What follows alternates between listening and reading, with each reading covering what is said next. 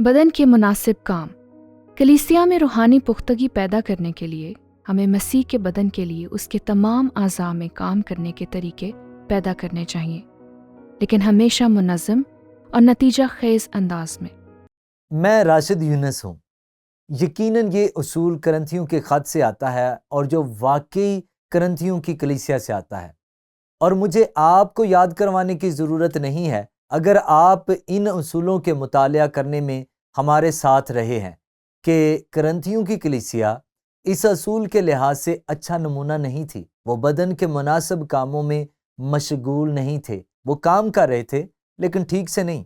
ہم آج کچھ اسباق دیکھنے جا رہے ہیں جو اس باب سے آتے ہیں، جیسے کہ پولس اس بات پر غور کرتا ہے کہ کرنتھس کی کلیسیا میں کیا ہونا چاہیے، اور ہم نے ایک خط کے نتیجے میں بہت ساری ہدایات دیکھی ہیں جو انہوں نے اسے لکھا تھا اور اس نے ان کا جواب دیا تھا۔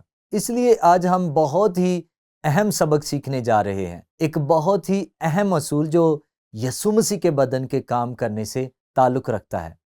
اب یاد رکھیں کہ پولس نے اس خط کو لکھتے ہوئے اسباق کا حوالہ دیا تھا جو آپ پرانے عہد نامے سے سیکھ سکتے ہیں، اور یہ وہی تھا جو اس نے کہا پہلا کرنتھیوں 10واں باب آیت نمبر 6 پر واپس جا کر، میں اسے اسرائیل سے سبق کہتا ہوں، اور یہ وہی ہے جو پولس نے لکھا ہے۔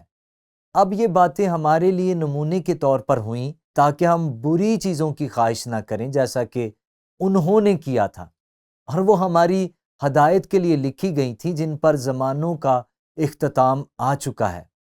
پولس انہیں اصل میں پرانے عہد نامے میں واپس لے گیا، اور جیسے کہ آپ جانتے ہیں پرانے عہد نامے کو لکھنے اور محفوظ کرنے میں خدا خاص طور پر موسیٰ کے ذریعے جو کچھ اسرائیل میں ہوا اس کے لحاظ سے، اور بعد کے انبیاء کے ذریعے خدا بہت ایماندار اور آزاد ہے۔ اس نے ان کے گناہوں کی پردہ پوشی نہیں کی، اس نے صرف انہیں باہر رکھا۔ یہاں وہ بری چیزوں سے نمٹ رہا ہے جو اسرائیل نے کیا، اور وہ لکھے گئے ہیں۔ پولس ہماری ہدایت کے لیے کہتا ہے۔ اب وہ کرنتھیوں کو لکھ رہا ہے، لیکن جب ہم کرنتھیوں کے خط کو دیکھتے ہیں، میں سوچتا ہوں ہم اصول کی تشریح کر سکتے ہیں، اور کلام پاک کا یہ حصہ جو پولس نے پرانے عہد نامے کے بارے میں لکھا ہے، اور کہتے ہیں کہ پولس نے یہ خط محفوظ کیا۔ روح القدس نے پولس کے ذریعے کرنتھیوں کے نام یہ خط ریکارڈ کیا تاکہ ہم ان کاموں کو رد کر سکیں جو کرنتھیوں نے کیے تھے۔ یقیناً خدا ان کے گناہوں اور کرنتھیوں کی کلیسیا میں کیا ہو رہا تھا اس کے بارے میں بہت آزاد، مخصوص اور ایماندار تھا۔ ویسے میرے خیال میں یہ اس حقیقت کی عظیم شہادتوں میں سے ایک ہے کہ صحیفے روح القدس اور خدا کی طرف سے لکھے گئے ہیں۔ وہ گناہ پر پردہ نہیں ڈالتا، وہ صرف اسے باہر رکھتا ہے۔ اب مثبت طور پر بیان کیا گیا ہے کہ میں سمجھتا ہوں کہ ہم وضاحت کر سکتے ہیں اور کہہ سکتے ہیں کہ یہ خط اس لیے محفوظ کیا گیا تھا تاکہ ہم ایمان، امید اور محبت کو فروغ دینے پر توجہ دے سکیں، اور خاص کر محبت مسیح یسوع میں بالغ ہونے کے لیے۔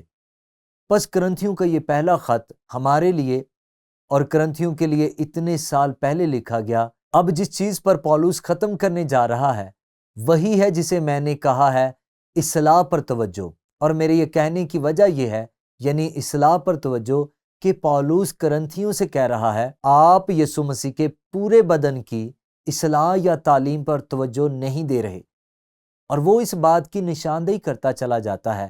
ہم پہلے کرنتھیوں میں پڑھتے ہیں، پس اے بھائیو کیا کرنا چاہیے جب تم جمع ہوتے ہو تو یہ ہر ایک کے دل میں مزمور یا تعلیم یا مکاشفہ یا بیگانہ زبان یا ترجمہ ہوتا ہے، سب کچھ روحانی ترقی کے لیے ہونا چاہیے۔ اور اس معاملے کی حقیقت یہ ہے کہ وہ یسوع مسیح کے بدن کی تعمیر کے لیے کلیسیا میں سرگرمی اور کام میں مشغول نہیں تھے، لیکن بہت ساری صورتوں میں اپنے آپ کو استوار کرنے کے لیے، جیسے تکبر سے بھرے رویے، بے ترتیب طرز زندگی۔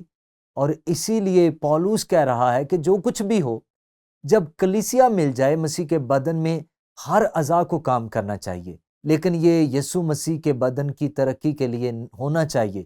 اپنے تمام چال چلن میں مسیح کی مانند بننا، ترقی کے لیے سب کچھ کرنا، اور ظاہر ہے وہ کہتا ہے سب کچھ شائستگی اور ترتیب سے ہونا چاہیے، اور یہ کرنتھیوں کی کلیسیا میں نہیں ہو رہا تھا۔ اب ان چیزوں میں سے جس کے بارے میں وہ یہاں بیان کرتا ہے اس خط میں ایک اور بار وہ خاص طور پر خواتین سے بات کرتا ہے، اور سچ پوچھیں تو میں بالکل نہیں جانتا کہ کرنتھیوں کی کلیسیا میں کیا مسئلہ تھا۔ در حقیقت اور بھی چیزیں تھیں جو وہ پہلے ہوئی تھیں کلیسیا میں خواتین کے حوالے سے، جن کے بارے میں ہم نے پردہ اور سر ڈھانپنے کے حوالے سے بات کی تھی، لیکن یہاں وہ کسی اور چیز کو حل کر رہے تھے۔ یہ سمجھنے کے لیے کہ یہاں کیا ہو رہا تھا، ایک بنیادی لفظ ہے، یہ لفظ ہے ذلت امیز، اور یہ بہت مضبوط لفظ ہے۔ اور جب میں ذلت امیز کہتا ہوں تو میں صرف یہ کہہ رہا ہوں، عورتوں کے حوالے سے وہ جو کچھ نصیحت کر رہا تھا وہ ذلت امیز تھا۔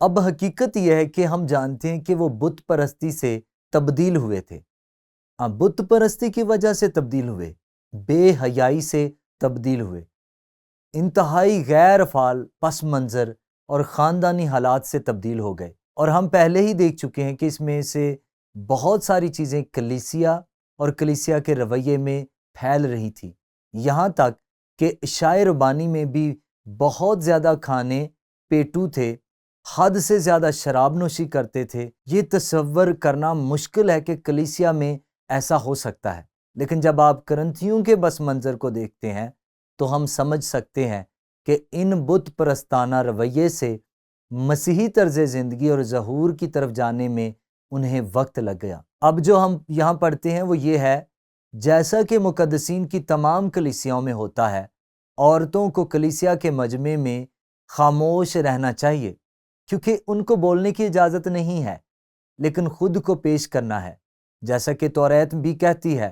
ویسے میرے خیال میں یہ ایک نکتہ ہے، کیونکہ اگر آپ آدم اور حوا کی طرف واپس جائیں، اور یہ کہ کس طرح خدا نے حوا کو ساتھی ہونے کے لیے بنایا، ایک مددگار بننے کے لیے آدم کو اپنا روحانی پیشوا تسلیم کرنا، لیکن اس کے ساتھ ساتھ اس کا ساتھ دینا۔ دوسرے لفظوں میں کسی نہ کسی طرح اس کی خلاف ورزی ہوئی تھی، کیونکہ وہ توریت کی طرف واپس چلا جاتا ہے، وہ پرانے عہد نامے میں واپس چلا جاتا ہے، یہاں تک کہ پرانے عہد نامے میں بھی خدا نے رشتوں میں ترتیب قائم کی تھی، اور ظاہر ہے کہ وہ ذلت امیز طریقے سے اس کی خلاف ورزی کر رہے تھے۔ اور پھر وہ کہتا ہے اگر وہ کچھ سیکھنا چاہتے ہیں تو وہ اپنے گھر میں اپنے شوہروں سے پوچھیں، کیونکہ عورت کا کلیسیا میں بات کرنا شرم کی بات ہے۔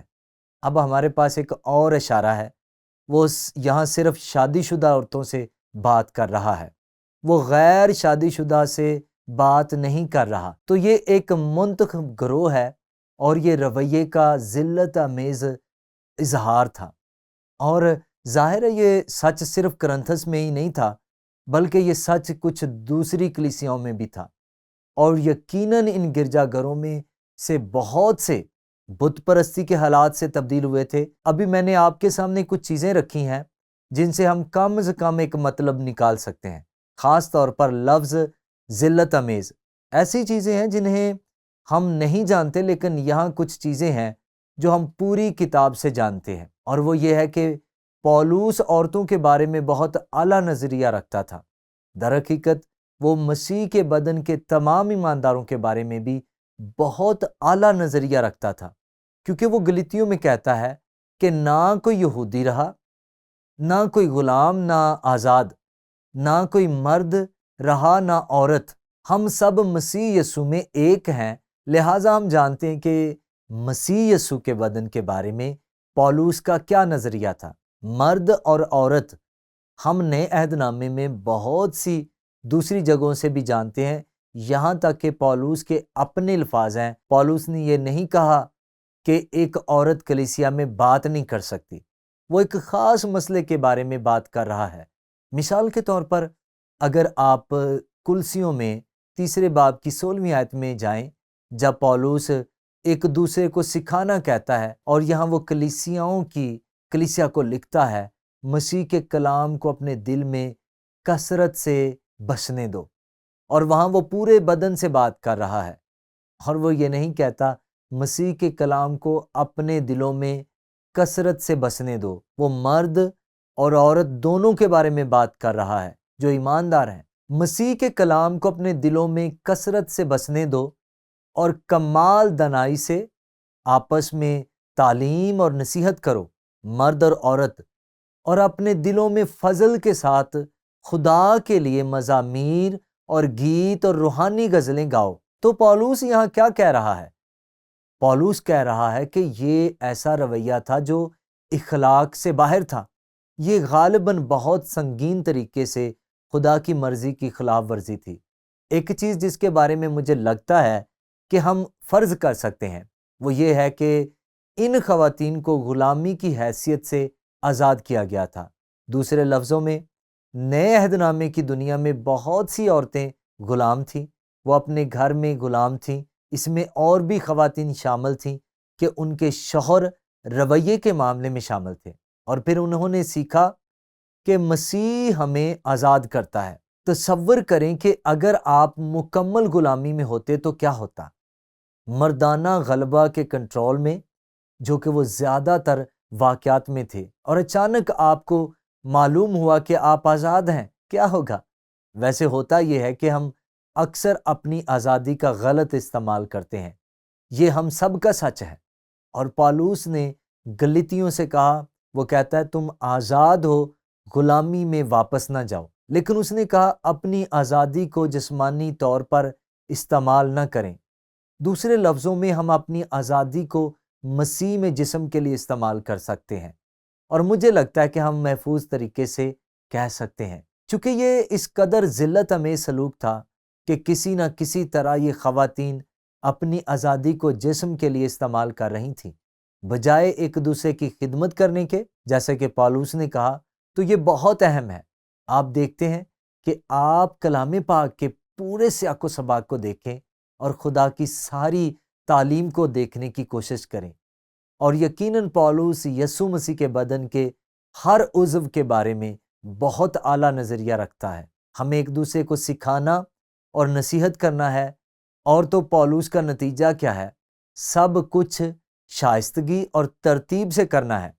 اب یہاں سوال ہے، نئے عہد نامے کے بقیہ خطوط میں ایک دوسرے کی نصیحتیں مسیح کے بدن کے اعضاء کے طور پر مسیح جیسی پختگی پیدا کرنے کے لیے کس طرح صحیح طریقے سے کام کرتی ہے؟ ٹھیک ہے، میں ذاتی طور پر آپ کو بتاتا ہوں کہ ایک وقت ایسا آیا تھا کہ میں اپنے تجربے میں بطور پاسبان یا استاد ہوتے ہوئے میں نے روح کی نعمتوں پر ان میں سے کچھ اقتباسات کی غلط تشریح کی تھی۔ میں نے اس حقیقت پر زور دینا شروع کیا کہ ہمیں اپنی نعمتوں کی تلاش کرنی چاہیے، ہمیں اپنی نعمتوں کو دریافت کرنا چاہیے تاکہ ہم اسے عمل میں لا سکیں اور مسیح کے بدن کی تعمیر کر سکیں۔ لیکن جتنا زیادہ میں نے کلام کا مطالعہ کیا، یہ اقتباسات وہ نہیں سکھا رہے۔ وہ جانتے تھے کہ ان کی نعمتیں کیا ہیں، وہ صرف ان کا غلط استعمال کر رہے تھے، اور اس طرح نعمتوں پر زور دے کر میں نے کچھ چیزوں کو ہوتے دیکھا۔ اس نے لوگوں کو الجھا دیا، اس نے لوگوں کو سوچنے پر مجبور کیا کہ ان کے پاس نعمتیں ہیں جو ان کے پاس نہیں تھیں، اور یہ ایک مسئلہ ہے۔ اور تو پولس کیا کہہ رہا ہے؟ بڑے راستے پر چلیں، جو ایمان، امید اور محبت ہے۔ یہی ہے جس پر ہمیں زور دینا چاہیے، لیکن خاص طور پر محبت۔ اور جب میں نے ان اقتباسات کو دیکھنا شروع کیا تو میں نے نئے عہد نامے میں اپنی نعمتوں کو تلاش کرنے کے لیے کہیں نہیں دیکھا، بلکہ ہمیں محبت سے کام کرنا ہے۔ اور پھر میں نے ایک دوسرے کے تصورات کو دریافت کیا۔ تقریباً 60 ایک دوسرے کے احکام ہیں، یہ ہدایات ہیں۔ مثال کے طور پر ہمیں ایک دوسرے سے محبت کرنی ہے، یہ بار بار کہا گیا ہے۔ یسوع نے اوپر 3 بار یہ کہا، ایک دوسرے سے محبت۔ لفظ ایلیان کا ترجمہ انگریزی میں ایک دوسرے کیا جاتا ہے۔ ایک دوسرے کے لیے وقف ہو جاؤ، ایک دوسرے کی عزت کرو، ایک دوسرے کو قبول کریں، ایک دوسرے کو نصیحت کریں۔ یہ نہیں کہتا صرف وہ لوگ جن کے پاس نصیحت کی نعمت ہے، وہ کہتا ہے ہم سب ایک دوسرے کو نصیحت کرنے والے ہیں، ہم ایک دوسرے کو سلام کرنا، ہم سب ایک دوسرے کی خدمت کریں، ایک دوسرے کا بار اٹھائیں اور ایک دوسرے سے مہربان رہیں، ایک دوسرے کے تابع رہو، ایک دوسرے کی حوصلہ افزائی کرو۔ نہ صرف وہ لوگ جن کے پاس حوصلہ افزائی کی نعمت ہے، ہم سب کو ایک دوسرے کی حوصلہ افزائی کرنی ہے، ایک دوسرے کے لیے دعا کرو، ایک دوسرے کی مہمان نوازی کرو۔ اب میں صرف آپ کے ساتھ جو کچھ بیان کیا ہے وہ 60 میں سے کچھ ہیں، اب کچھ تکرار ہے، لیکن غور کریں یہاں توجہ ایک دوسرے کی ترقی پر ہے۔ اور جب میں نے تاکید کی نعمتوں کی تلاش میں نہیں بلکہ محبت پر زور دیتے ہوئے اور ان احکام کی پیروی کرتے ہوئے، لیکن میں نے مسیح کے بدن کو اکٹھے ہوتے دیکھا، اور مسیح کا بدن اپنے تمام حصوں میں کام کرنا شروع کر دیتا ہے۔ اور مجھے لگتا ہے کہ یہ ایک چیز ہے جو پولس ہمیں یہاں سکھا رہا ہے۔ میں اس اصول کو دہراتا ہوں جو اس حوالے سے آتا ہے، اپنی کلیسیاؤں میں روحانی پختگی پیدا کرنے کے لیے ہمیں مسیح کے بدن کے لیے اس کے تمام حصوں میں کام کرنے کے طریقے بنانے ہوں گے، لیکن ہمیشہ نتیجہ خیز اور منظم انداز میں۔